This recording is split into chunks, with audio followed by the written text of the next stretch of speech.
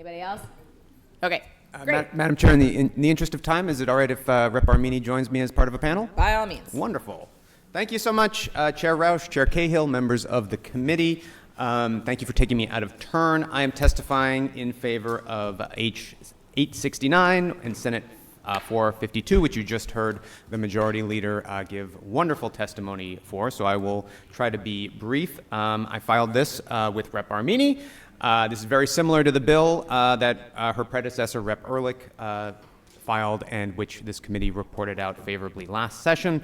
The bill allows participating municipalities to implement municipal reforestation plans that the Commonwealth will finance and support with technical assistance under an Urban Forest Advisory Council. The bill aims to create a robust urban tree canopy, especially in treeless and environmental justice neighborhoods where residents suffer from air pollution and extreme heat. The Commonwealth has lost thousands of trees in urban environments over the past few decades because of air pollution, drought, neglect. In fact, Massachusetts was among 23 states that experienced a statistically significant decline in urban tree canopy from 2009 to 2014.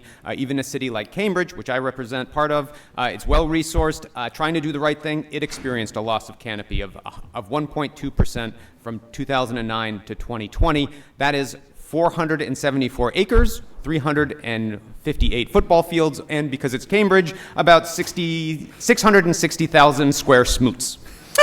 I appreciate that detail. I thought you might. Many environmental justice communities have seen a decline in tree canopy cover and do not have the resources to replace them, and as a result, these residents suffer disproportionately from poor air quality and excessive heat. And the best way to protect Massachusetts residents from the most vulnerable to climate change and air pollution is through the proposed municipal reforestation program. Trees also provide valuable ecosystem services that keep the Commonwealth healthy, clean, and cool. They protect public health by filtering out dangerous air and water pollutants that cause asthma and other respiratory diseases.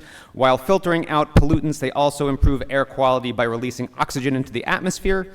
In the face of climate change, trees can provide shade and lower air and surface temperatures by up to 10 degrees.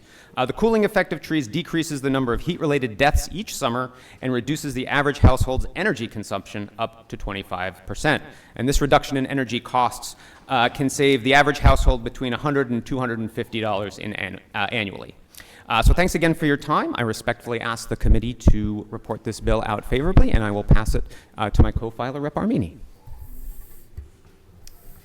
Good afternoon.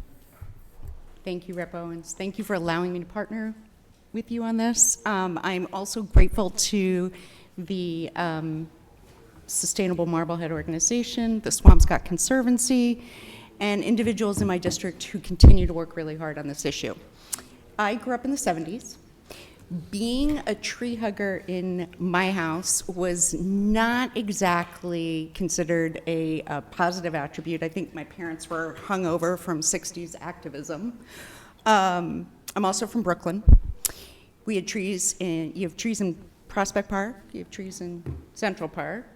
There's a book called A Tree Grows in Brooklyn, but I'm pretty sure it was just a metaphor for the main character. But times have changed. I'm older, a lot older, and a lot wiser, and I value trees. Trees are beautiful and restorative. They provide shade and sustenance, but they are also one of the sharpest arrows in our quiver in our fight against climate change. J.R.R. Tolkien, author of Lord of the Rings, wrote, "I long to devise a setting in which the trees might actually march to war." Tolkien, wherever he is, would be very happy. He's gotten his wish. The U.S. Forest Service estimates that trees absorb 800 tons of carbon per year, about 12% of the country's annual emissions, and yet we continue to lose our tree canopy at a rapid clip. From 2010 to 2016, the town of Swampscott in my district lost 110 acres of trees.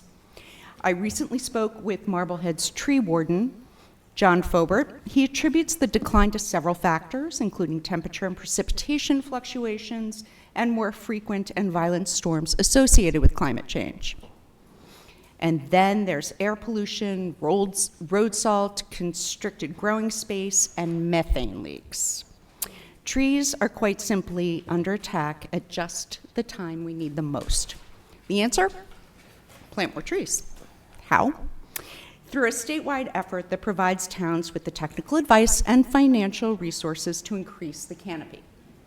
You just heard from Senator Cream the details of the bill, so I will not go over them again. But I will leave you with a Chinese proverb. The best time to plant a tree is 20 years ago.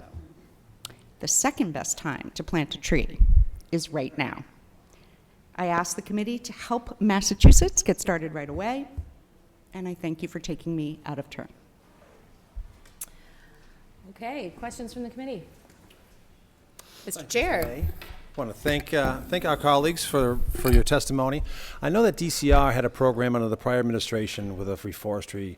I think I planted a tree once with Governor Baker. It did not survive. The tree, or well, Baker. That's a metaphor. So I'm just curious, and you don't have to have the answer now, but I'm just curious what that program cost and how many trees I believe they were ended up planting. That's a Greening the Gateway Cities program. Correct. Right. And I don't know, Well, just but I interesting. will get you that answer. And my second comment Yes. is that I made the terrible decision of giving advice to Representative Armini this morning about her testimony, where I told you to just wing it. But I'm glad you didn't listen to me, because I thought that was fabulous testimony. Oh, I thank you. Yeah, well, I don't know how you memorize all those quotes as well, but job well done. Quotes. Yeah, you should listen Quotes to a me less. speechwriter. Thank you. Terrific. I just have a quick clarification for my own Yes. edification. The text of the House bill and the text of the Senate bill, are they identical? They are. Okay, great, fantastic. Thank you both Thank for your you. testimony.